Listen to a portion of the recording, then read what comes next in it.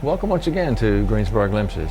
You know, here in Greensboro for the last several years there's been a lot of talk, a lot of buzz, a lot of excitement about a proposed performing arts center, now known as the Tanger Center for the Performing Arts.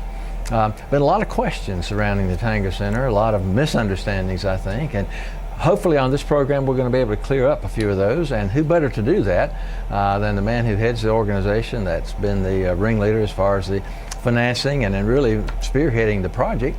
He is Walker Sanders. He is president of the Community Foundation of Greater Greensboro. Walker, thank you so much for joining us. Well, thank you for having me, Jay. Absolutely. We've talked about this in the past some on the program, but recent events have led to some questions that I hope maybe you can clear up. I'm sure you can clear up. Let me start by asking you a couple of questions. When this center was first proposed, the target date was the fall of 2017 for it to be up and running. Right. Well, obviously fall of 2017 came and went, and all we have now is some dirt and some pipes. So, well, what happened to cause the delay? Well, I think it's always important to kind of go back to what the history is, to put it in the context. And we were asked by the City Council, the Community Foundation was asked by the City Council to convene a task force to ask a question first if we really wanted a performing arts center. And we convened that task force in February of 2012.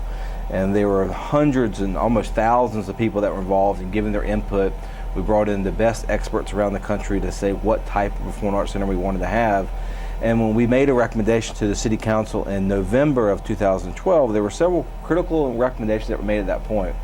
The first was the community said to do this, to do it right, it needed to be multi-use, so it needed to be a home for the symphony, it needed to be for the Bryan series, it needed to be for large Broadway shows.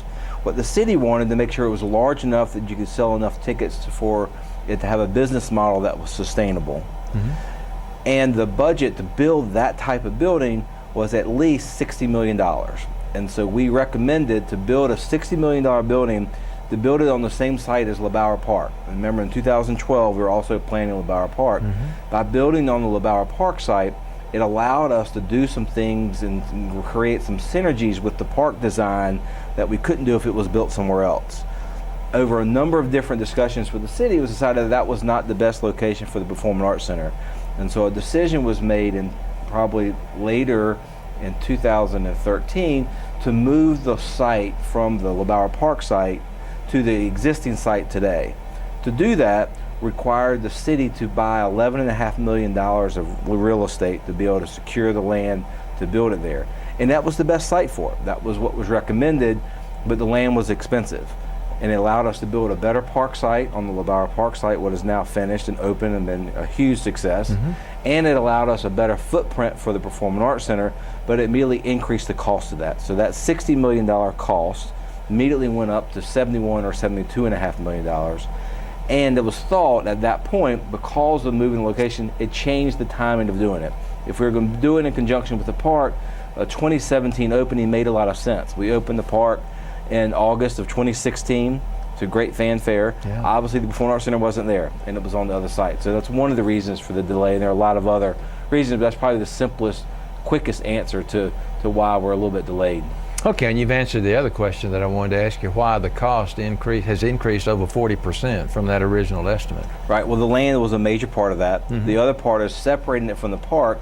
You had some additional costs in there. You had to have a pre-function space to be able to increase the usability of the actual building that came out of the recommendations from the task force. That was a several $1 million increase from that original budget as well. So when you add all those figures, if you add in the cost of the land, you add in the pre-function spaces, you add in the architecture and engineering, you come up to about $78 million. That was a working number. The current number is 84.1, and that really is a function of just time in the marketplace. 18% of the total budget is steel. The cost of steel has been going up in the economy that we're in right now. Mm-hmm. And so that 84% really represents that. It doesn't represent a change in the design. It doesn't represent a change in what the community said it wanted to have. It just simply represents the marketplace to build the type of building that we said we wanted to have. And I also think it's so critically important, this is a 100-year building. We have to build it right. We do not want to cut corners. Right. And if it costs us a little bit more to build the right building for this community, for generations to come, it's worth that investment. And the city agrees with that, and serves the donors that have invested in this building.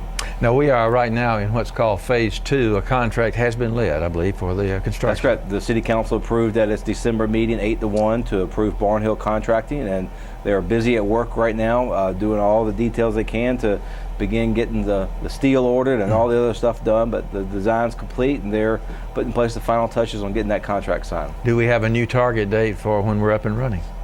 I would love to say, the fall of 2019, but it's probably early 2020. 2020. Okay. Well, it'll be worth having, I think. It looks great, and we have a presentation that we're going to get into in just a second. I wanted to ask you, how do we stand as far as the funding is concerned? Has all the money been pledged at this point? We have a couple $1 million that we're still working to raise, and so we'll be reaching out to the community to ask everybody's additional help.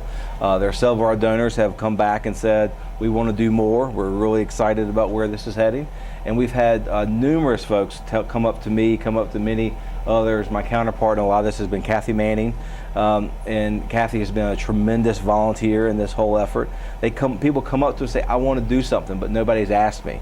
And we apologize. We say, we're so sorry we haven't asked. It's not that it's not intentional. We just hadn't had the time. Sure. But now we're going to be focusing on giving everybody the chance to give, whether it's $100 or $1,000 or whatever it is.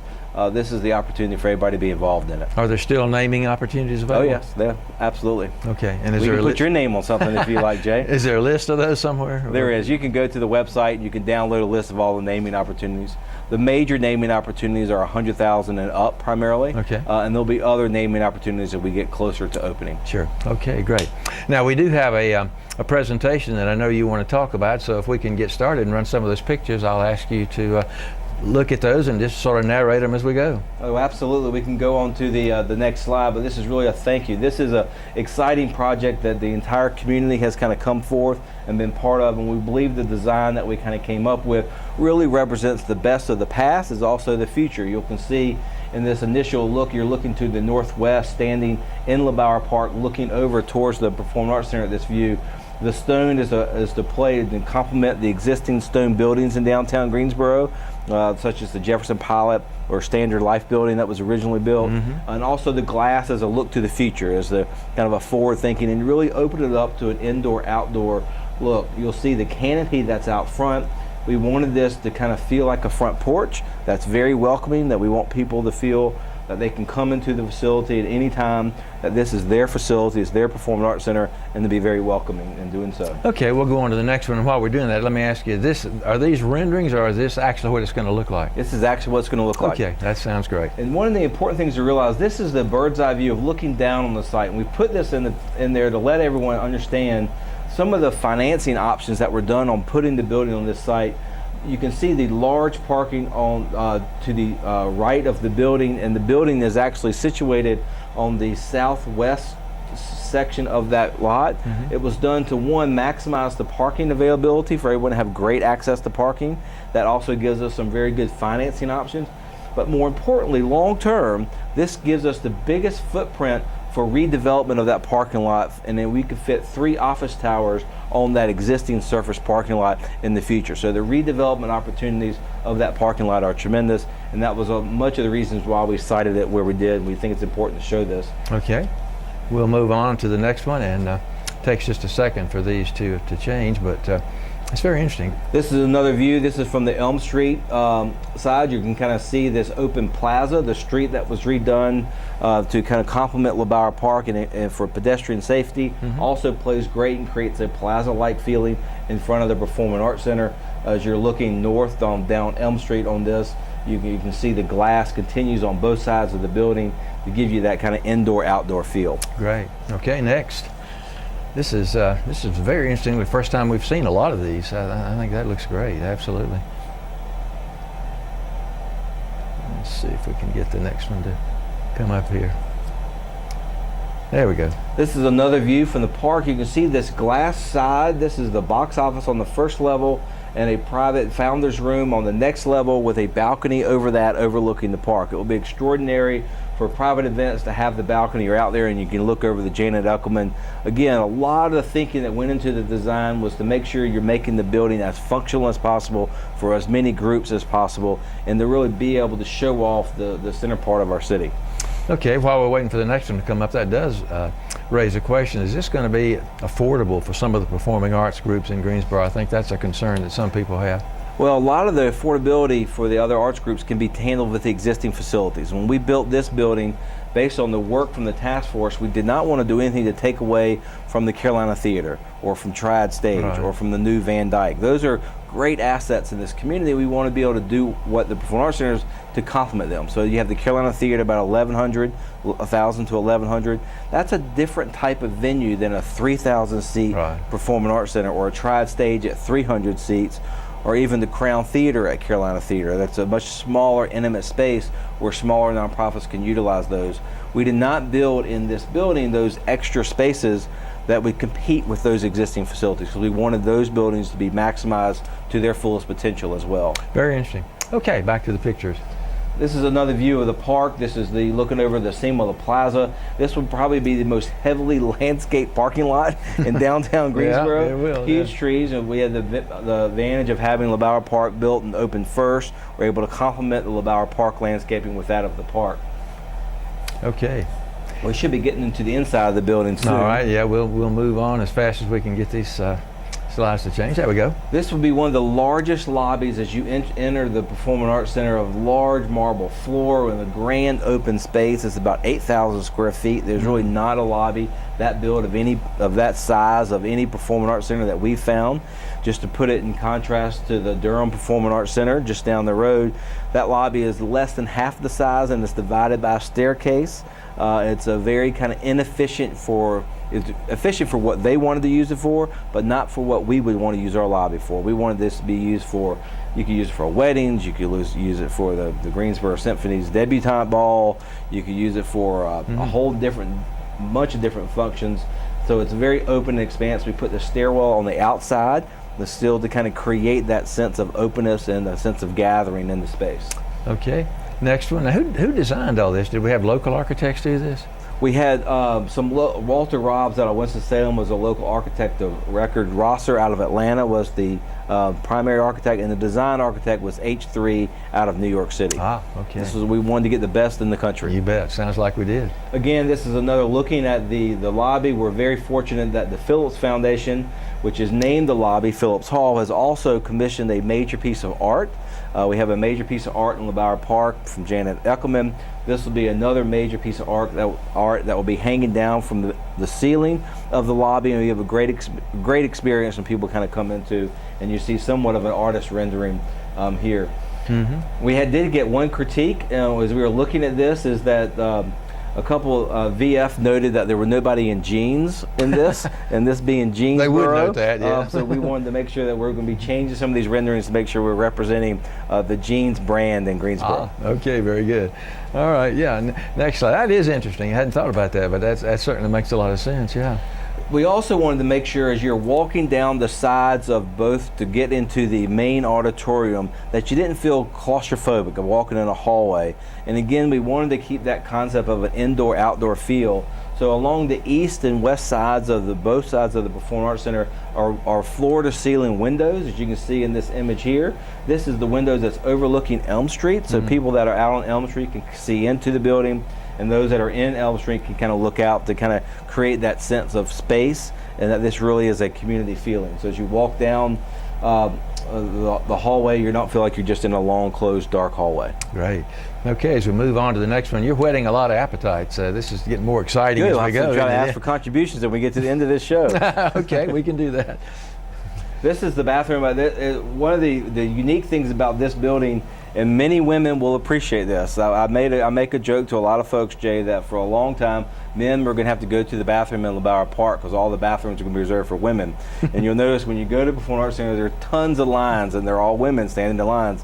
So we have exceeded any type of minimum code requirements for women's restrooms by about 30%. We are way over code. We do not want women standing in lines for the bathroom. We want people going to the concessions and enjoying the show and networking with everyone. The bathrooms are extraordinary. The very first class. There's a local company called Thompson Traders. This would be the only Performing Arts Center in the country that every sink is a hand-pressed copper sink throughout the entire facility. You see an example of that here. It gives a really unique, very special feel. And these were sinks that are being donated by Thompson's Trader. So our huge thank you to a really great local company. Yeah, here. Absolutely. Okay, next. Yeah, that's interesting. No, I started to say something about HB2. I won't even go there. What we got here? This is giving you a sense of the volume of the space, and I'll try not to get too technical. We wanted to give this cutaway to be able to see the 3 different levels in here. You have the orchestra level there at the bottom, followed by the grand tier section, followed by the low section up top. Each section will have some of the best sight lines in the entire country. We've created the volume so that even the last row of each section has great sight lines and can see. But also the way that we're able to build this up from the ground up, we're able to design the walls acoustically with technology and speakers and microphones to create a different feel for different types of performances. It's one of the only performing arts centers in the country of this size that can house a symphony one night, a Broadway show the second night, a rock concert the following night, followed by an acoustic guitar or a Bryan Series lecture series. That is an extraordinary accomplishment. Most places in most cities, like Miami, will spend $400 or $500 million building 3 or 4 different facilities to house all those different types of shows. We're able to do it in this facility, in this room, because we've been able to invest in a sound system and the technology that's just recently been done to create a very unique environment. Okay, and as we move to the next one, that does beg the question, do we really think that we'll be able to book all of these different acts? Oh, absolutely. This is the central part of North Carolina, and this will be one of the premier venues going all the way from Roanoke. You go all the way down through Asheboro. You go over as far to Statesville. You can go over, almost people are saying that Raleigh will be coming over here as well, because the type of things that we'll be getting will be extraordinary. That's good to hear. That's one of the questions that a lot of people have asked, can we really justify this thing? Well, the promoters of all around the country are so excited about having central part of North Carolina have a major venue like this, that there's no longer a donut hole in North Carolina. Super. And we have one of the premier venues between Washington and Atlanta. That's great. Okay, that last one we were looking at, it looks like the interior of the main auditorium. This is walking into the main auditorium. Your primary entrance is going to be coming in on the side, which is different than many, where you go into the back. We wanted people, as soon as they walked in, to get a sense of the space. And so you'll walk into the side, you'll get a sense, you'll immediately be drawn to the stage. It's hard to see in this picture, but the acoustic walls and the design of the walls, you'll see sign if you can look at them closely. And then this ring of lights around the ceiling, it hides the ceiling, but also creates a very unique atmosphere. As the show's getting ready to begin, a light display can go on. I like to call it a U2 version in a performing arts center, if you've ever been to a U2 concert. That's great. Yeah, I like that. Yeah, absolutely. Okay, next I believe we have some more. Yeah, this is really fascinating. This is the best look that we've had in a long time. There's some cost figures. This is hard for everyone to be able to see, I think, on the TV screens. Yeah. But it also gives everyone the actual detail of the budget numbers themselves. And I'm going to try to kind of go through these so everyone can kind of get a sense of what those numbers actually say. My eyes are such that I can't read that far, and I have to kind of look at my notes. That's fine. But the top part of that, on the left side of this screen, is all the money that's coming from the public, coming from the city. And I think it's important to note that we are not using property taxes. This is all being financed through user fees, hotel, motel taxes. So if someone is sitting at home that's never going to use the Performing Arts Center, they aren't going to pay for it. It's the people that are actually using, and those that are actually going into a hotel room, they're actually helping finance the public piece of this. So $10 million is coming from the hotel motel tax revenue. The next line there is a $10 million is coming from ticket user fees. There's $4 ticket fee that's being done. Or actually that's from $3. I'll get to the $4 in a second. And then $10 million from the parking. Remember, I noted the parking, the revenue that people will pay to park in those VIP spots generates enough income to finance $10 million of a bond. That was the initial $30 million investment from the city. We agreed to raise $35 million. We met the $35 million challenge in December of 2013, and that was an amazing accomplishment to do it so quickly, right after we had just done the task force. We then looked at the site plan, and when we were able to locate the building on that southwest corner, it created an opportunity to add some additional 53 spaces behind the building where the chamber building is currently, that will come down at some point in the future. along with redesigning that design, gave us that 53 spaces. That created an additional $2.1 million from the city to invest in it. We also added an additional ticket fee that generated another $7.5 million to that. So it increased the city's financing from $30 million initially to $39.6. We then agreed to increase our piece to $38.5, which we had already raised that. So we being the community foundation. We being the community foundation. Right. Just recently, as we got the pricing back and we realized what the final budget was to get this built, we knew we needed to find some additional money to meet that. The city was able to, again, go back and reconfigure the parking. We added an additional 27. There are now over 330 private VHAB parking spaces. If people worry about where they're going to park, there's no worry about where you're going to park when you're coming down one of these shows. Good. We were also able to secure a special grant from the food service provider, Spectra, and then Ticketmaster also gave a grant. It just speaks, it's extraordinary. This is Matt Brown's leadership in kind of securing that. That brought the public money up to $42.8 million. We agreed again, about when we got into this, we agreed to raise $10 million, and now we're up to $41.8 million. So we've changed it. So it's about a 50-50 partnership, and we have a couple more $1 million to go, but we're every day more contributions come in. We're real excited about that. Now, so what role helps clarify? What role will the community foundation play, if any, after this is all done? We will not. Now, we will. Our agreement was to kind of do this. Our core business is helping people with philanthropy, and helping manage donor funds and helping make things happen in the community. And part of the last responsibility we'll have with this, getting it open, is we'll create a Greensboro Performing Arts Center Foundation, and that will have a governing board. The city will appoint 4 people to it. We will appoint 4 people to it, and those 8 will elect 5 at large. So it'll be a 13-member governing board, and they will look at the programming. They'll make sure that the cities continue to reinvest in the building. We do not want another war memorial on our hands. So that's going to be an important aspect of this whole process. So now, will this be a separate corporation? It will be. It'll be an independent nonprofit. Oh, okay. So it won't actually be attached to the city organization. The city will own and operate it, and currently Matt Brown and his team will operate it, and Scott Johnson. This will be the board. This will be the governing board. We'll look at the programming. We'll look at the public use of it, making sure that all the items in our memorandum of understanding with the city are being met, and that the community's enjoyment, involvement continues, and most importantly, that we keep reinvesting in it. We do not want to kind of have a facility in 20 years that looks dated. We want to make sure we're putting aside money every year to reinvest, to continue to make it the best performing arts center in the country. Well, you've done a great job of answering a lot of the questions that have been floating around the community. People have had some concerns about that. Anything else on the money side of it? No, we encourage everyone to get involved. We would love everyone to kind of give as much as you'd like to give. We answer any questions. This is our Performing Arts Center. It's a Greensboro Performing Arts Center, and we've said to many people, we are so lucky to be of a generation that gets to build one of these, and that we can be part of it. There's not every generation gets this opportunity. You're absolutely right. Special time in Greensboro. No question about it. Now, if you look on the website, and the Tanga Performing Arts Center does have its own website, you see a lot of people listed there as employees in many different areas, administrative and booking and staffing and all that sort of thing. Are they actually on the job now? Oh, absolutely. Scott Johnson has constantly already started thinking about what's the programming going to be. And are these city employees? These are city employees. They're being paid by the city. This is part of the advantage of having the city own and operate it. There are lots of economies of scale using some of the Coliseum existing staff. I'm sure we'll be hiring additional staff as well. But this is it allows us to get going. We're not starting from zero. We have a great team over at the Coliseum. They have great expertise. They're very well respected throughout the industry, and it's when they make a phone call, people answer the phone and call them back.